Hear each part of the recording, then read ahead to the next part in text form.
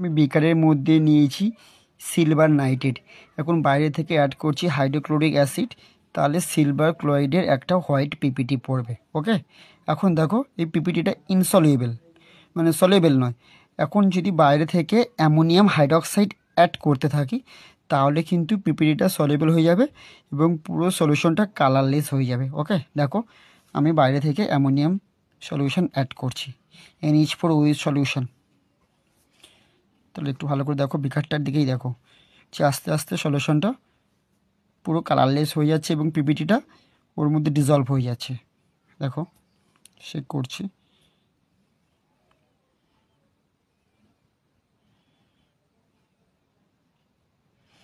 Please বন্ধুরা like, share এবং subscribe করতে ভুলো না।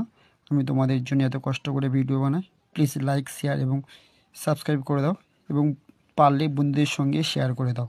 ওকে, থ্যাংক ইউ ফর ওয়াচিং।